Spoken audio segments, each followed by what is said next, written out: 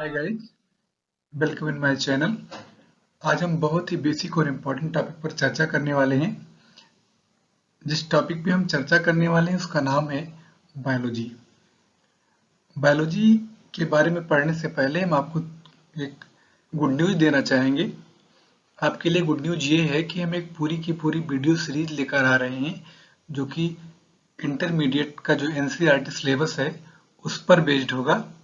और अभी ये 11th के बच्चों के लिए होगा, लेकिन जो भी लोग कंपटीशनल तैयारी कर रहे हैं जिसमें बेसिक बायोलॉजी से क्वेश्चंस आते हैं, ये उनके लिए भी काफ़ी हेल्पफुल होगा।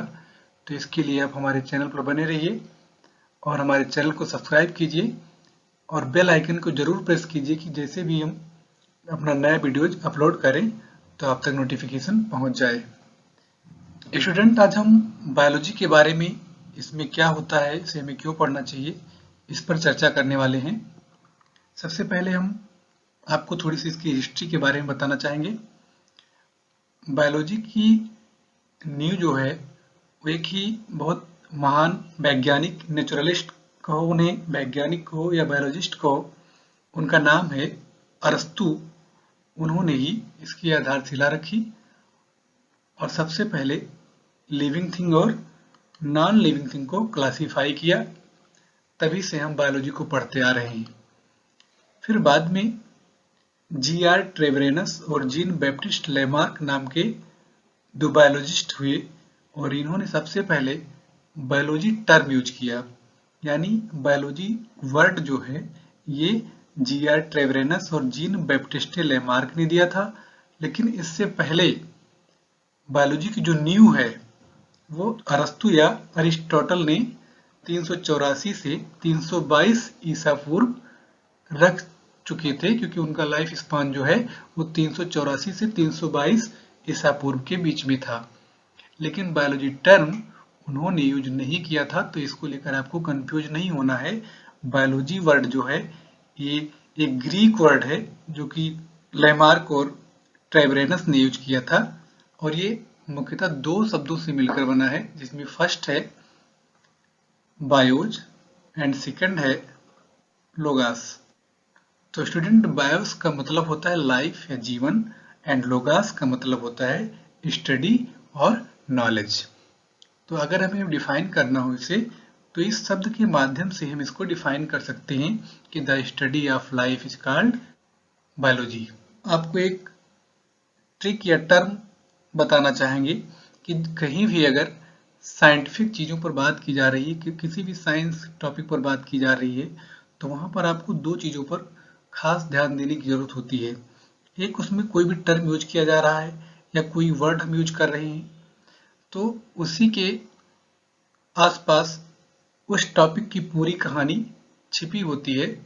तो सबसे पहले हमें उस टर्म को पढ़ना होता है, उस वर्ड को पढ़ना होता है जो कि हम उसमें यूज कर रहे होते हैं। जैसे कि यहाँ पर बायोलॉजी टर्म इंट्रोड्यूस किया गया जी.आर. ट्रेवेरनस के द्वारा और जीन बैप्टिस्ट लेमार्क के द्वारा।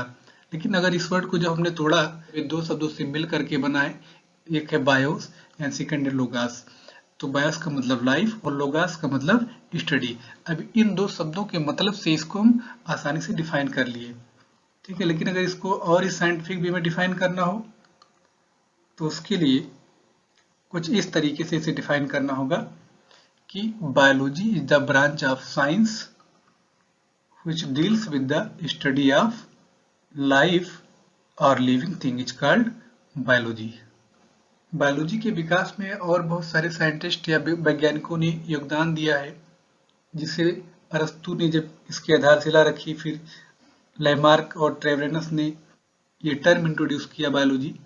उसके बाद गैलेन एक ग्रीक फिजिशियन थे, उन्होंने एप्स यानी बंदर और पिग्स यानी सुअर का डिसेक्शन काटा, यानी उनके बॉडी का जो पार्ट है, इंटरनल पार्ट, उसका उन्होंने डिसेक्शन किया और वहां से फिर एनाटॉमी की नींव पड़ी, जो कि बायोलॉजी का ही एक सब ब्रांच है। तो उन्हें फादर ऑफ एनाटॉमी कहा गया। फिर बाद में एंड्रियस विसेलियस एक साइंटिस्ट हुए, उन्होंने ह्यूमन एनाटॉमी पर वर्क किया। वहां से ह्यूमन के इंटरनल पार्ट के बारे में स्टडी करना शुरू किया गया। और उसके बाद विलियम हार्वे एक साइंटिस्ट हुए, उन्होंने हेड पंप के बारे में बताया कि मानव के अंदर हृदय होता है जो कि रुधिर को पंप करता है और वो ब्लड या रुधिर पूरे बॉडी में सर्कुलेट होता है, ये विलियम हार्वे ने बताया। फिर बाद में एंटोनी वान ल्यूवेनहॉक आए, उन्होंने अपना खुद एक माइक्रोस्कोप इन्वेंट किया और अपने ही माइक्रोस्कोप से कुछ ऐसे लाइफ फॉर्म को देखा जो कि हमारे एनवायरनमेंट में प्रेजेंट तो थे लेकिन उसके बारे में हम लोग नहीं जानते थे क्योंकि वो नेकेड आई से विजिबल नहीं थे, नहीं दिखाई देते थे नग्न आंखों से। तो इस तरीके से इन्होंने माइक्रोबायोलॉजी की नींव रखी और जिस मॉलिक्यूल को इन्होंने अपने माइक्रोस्कोप में देखा उसको एनी मॉलिक्यूल नाम दिया। बायोलॉजी की नींव पड़ गई, उसके बारे में कुछ और बहुत सारे वैज्ञानिकों ने अध्ययन किया। फिर बाद में इसे डिफाइन किया गया 3 मेजर ब्रांच में, जिसमें से पहला ब्रांच है जूलॉजी, दूसरा है बॉटनी एंड थर्ड है माइक्रोबायोलॉजी। जूलॉजी में हम जंतुओं के बारे में अध्ययन करते हैं। अब जूलॉजी वर्ड को अगर देखा जाए तो ये भी 2 शब्दों से मिलकर के बना है, जोन प्लस लोगास। लोगास यहाँ बायोलॉजी में भी आपने देखा कॉमन है और यहाँ भी जूलॉजी में भी कॉमन है, तो यहाँ मैंने उसे मेंशन नहीं किया है, यहाँ सिर्फ मैंने जोन मेंशन किया है। तो आप समझ जाइएगा कि जोन प्लस लोगास दोनों को मिला करके जूलॉजी वर्ड बना है, जिसका मतलब होता है जंत, यानी जोन का मतलब जंत, लोगास का मतलब स्टडी। तो the study of animals is called zoology, या जंतुओं के अध्ययन को हम जंतु विज्ञान कहते हैं। ऐसे नेक्स्ट है बॉटनी। बॉटनी भी एक ग्रीक वर्ड से लिया गया है और इस वर्ड को हम यहाँ पर मेंशन कर रखे हैं मैंने। बोटेन, बोटेन का मतलब होता है प्लांट। तो इसी तरीके से अगर इसे डिफाइन करना हो तो the study of plant is called botany, या पौधों के अध्ययन को हम वनस्पति विज्ञान कहते हैं। ठीक ऐसे ही माइक्रोबायोलॉजी, माइक्रो मीन्स स्मॉल, छोटा या सूक्ष्म, और बायोलॉजी मीन्स तो आपको मालूम ही है। तो ऐसे जीव जिनको हम नेकेड आई से नहीं देख सकते उनका अध्ययन हम माइक्रोबायोलॉजी के अंतर्गत करते हैं। और हाँ, फादर ऑफ जूलॉजी भी अरस्तु को माना जाता है और फादर ऑफ बायोलॉजी भी अरस्तु को ही माना जाता है, लेकिन फादर ऑफ बॉटनी थियोफ्रेस्टस को माना जाता है और father of microbiology Lewis pasture को माना जाता है। फादर ऑफ बैक्टीरियोलॉजी लीवेनहॉक को माना जाता है क्योंकि उन्होंने सबसे पहले बैक्टीरिया को ऑब्जर्व किया था, लेकिन माइक्रोबायोलॉजी का फादर लुईस पास्चर को माना जाता है। यहाँ पर आपको कंफ्यूज नहीं होना है। फादर ऑफ बॉटनी थियोफ्रेस्टस को इसलिए माना जाता है क्योंकि उन्होंने कम से कम 250 से 300 पौधों को क्लासीफाई किया था, तो इनको फादर ऑफ बॉटनी माना गया क्योंकि सबसे पहले प्लांट क्लासिफिकेशन इनके द्वारा ही हुआ था। और एनिमल क्लासिफिकेशन या उनके कैरेक्टरिस्टिक्स के बारे में अध्ययन अरस्तु के द्वारा किया गया। उन्होंने कुछ पौधों के बारे में भी अध्ययन किया, लेकिन उतने अच्छे से अध्ययन उन्होंने पौधों के बारे में नहीं किया जितने बेहतर तरीके से थियोफ्रेस्टस ने किया, इसलिए उनको वनस्पति विज्ञान का फादर माना गया और अरस्तु को बायोलॉजी और जूलॉजी का फादर माना गया। यहाँ पर मैंने इनकी इमेज भी लगा रखी है, आप देख सकते हैं। हम कुछ लिविंग कैरेक्टरिस्टिक्स के बारे में बात करेंगे जो कि जिनके बेस पर अरस्तु ने लिविंग थिंग्स और नॉन लिविंग थिंग्स को क्लासिफाई किया था। उन्होंने कुछ कैरेक्टर्स देखे कि जो लिविंग बींग्स में शो हो रहे हैं, जो नॉन लिविंग थिंग्स हैं उनमें नहीं हो रहे हैं, जिसमें से पहला है न्यूट्रिशन, यानी जो लिविंग बींग्स होते हैं उनको पोषण की जरूरत होती है, वो भोजन लेते हैं, और जो नॉन लिविंग होते हैं वो भोजन ग्रहण नहीं करते हैं, उनमें न्यूट्रिशन की कोई मैकेनिज्म नहीं होती है। एंड नेक्स्ट है लोकोमोशन। जो लिविंग बींग्स होते हैं वो एक स्थान से दूसरे स्थान पर मूवमेंट भी करते हैं, चलकर जाते हैं, क्योंकि उनके अंदर लोकोमोटरी ऑर्गन प्रेजेंट होती है उनके बॉडी में।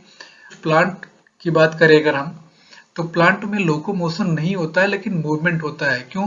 क्योंकि उनकी जो पोजीशन होती है सेसाइल यानी फिक्स पोजीशन होती है, वो अपने एक ही जगह पर स्थिर रहकर मूवमेंट करते हैं और उनमें लोकोमोशन नहीं होता है। लोकोमोशन एनिमल्स में होता है क्योंकि उनमें लोकोमोटरी ऑर्गन्स होते हैं, लेकिन मूवमेंट और लोकोमोशन दोनों चीजें नॉन लिविंग थिंग्स में नहीं प्रेजेंट होती हैं। ऐसे ही नेक्स्ट है रेस्पायरेशन यानी श्वसन। श्वसन भी सजीवों का एक लक्षण है जो कि निर्जीवों में नहीं पाया जाता है, यानी सांस लेना और छोड़ना जो हम सब में होता है वो सिर्फ सजीवों में ही होता है, जो नॉन लिविंग थिंग्स होती हैं उनमें नहीं होता है। नेक्स्ट है डाइजेशन, यानी जो सजीव होते हैं, लिविंग थिंग्स होते हैं, उनमें डाइजेशन भी होता है और भोजन करने के बाद पाचन भी उनमें होता है। डाइजेस्टिव सिस्टम उस सजीवों के अंदर ही प्रेजेंट होता है, निर्जीव में ऐसा कोई मैकेनिज्म नहीं होता है। नेक्स्ट है एक्सक्रीशन, क्योंकि डाइजेशन के बाद कुछ वेस्ट मटेरियल या अपशिष्ट बॉडी में बनते हैं, तो सजीव में एक एक्सक्रीटरी मैकेनिज्म यानी उत्सर्जी क्रियाविधि होती है जिसके थ्रू उस अपशिष्ट पदार्थ को ये अपने बॉडी से बाहर रिलीज करते हैं।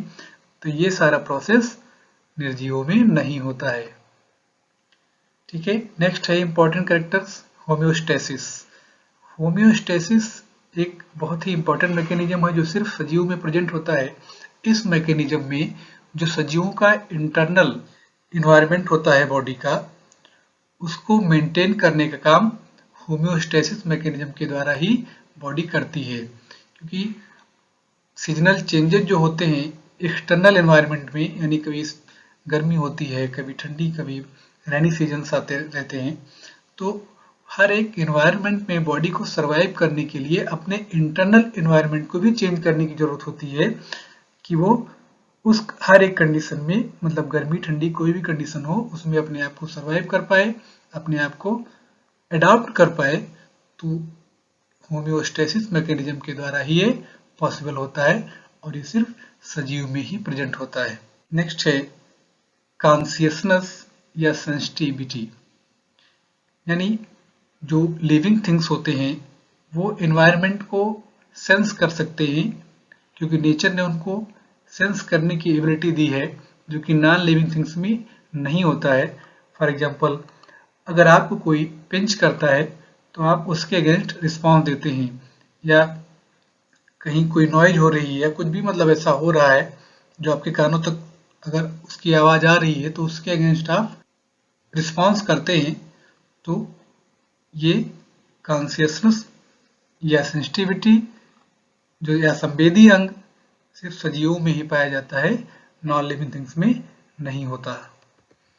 नेक्स्ट है ट्रांसपोर्ट, यानी जब हम न्यूट्रिशन लेते हैं उसका डाइजेशन होता है, फिर डाइजेशन के बाद बॉडी के अंदर कुछ एनर्जी रिलीज होती है या कुछ सब्सटेंस रिलीज होते हैं जो कि बॉडी के अलग अलग हिस्सों में कैसे पहुंचते हैं, तो वो ट्रांसपोर्ट मैकेनिज्म के थ्रू ही बॉडी के अलग अलग पार्ट में ट्रांसफर होते हैं और बॉडी के अलग अलग हिस्से में जो हमारे आर्गन मतलब लोकेट होते हैं वो उसी एनर्जी को कंज्यूम करके अपना फंक्शन करते हैं।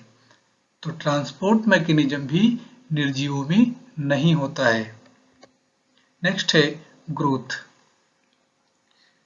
ग्रोथ डेवलपमेंट ये सजीवों का ही एक लक्षण है। जैसे कभी आप छोटे थे 2 साल के तो बहुत छोटे थे, फिर बढ़ते गए, अपने जैसे आपकी एज बढ़ती गई जैसे आपकी हाइट और आपके बॉडी ऑर्गन्स, इंटरनल ऑर्गन्स सबके सब में वृद्धि होता चला गया। तो ये सारा प्रोसेस सजीवों में ही होता है, निर्जीव में नहीं होता है। नेक्स्ट है रिप्रोडक्शन। रिप्रोडक्शन मैकेनिज्म भी सिर्फ लिविंग बींग्स में होता है, ये सजीवों का एक लक्षण है। इसमें नेचर ने सजीवों को ऐसी एबिलिटी प्रदान की है कि अपने ही जैसे संतान उत्पत्ति करके अपनी पीढ़ी को बढ़ा सकें। ये लक्षण या ये कैरेक्टरिस्टिक्स नॉन लिविंग थिंग्स में नहीं होती है, ये सिर्फ लिविंग थिंग्स में ही होती है कि अपने स्पीसीज कंटिन्यूटी या जनरेशन को मेंटेन करें और आगे बढ़ा सके। मैंने यहाँ पर कुछ इमेज भी लगाए हैं जिसमें आप देख सकते हैं कि अभी एक एलिफेंट है, साथ में उसका बच्चा भी है जो भी छोटा है। जैसे जैसे इसकी एज बढ़ेगी ये भी फाइनली जाकर के एक जायंट एलिफेंट या हाथी के रूप में कन्वर्ट होगा। तो ग्रोथ, डेवलपमेंट या excretion, homeostasis, consciousness, transport, respiration, locomotion, nutrition, ये सब के सब लिविंग थिंग्स के कैरेक्टरिस्टिक्स हैं, ये नॉन लिविंग थिंग्स में नहीं होते हैं।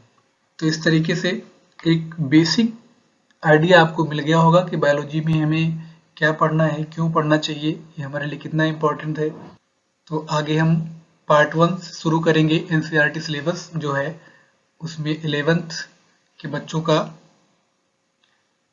पहला चैप्टर में स्टार्ट करने वाला हूं।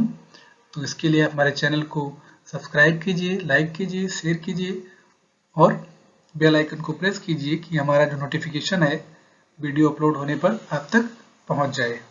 Thank you so much.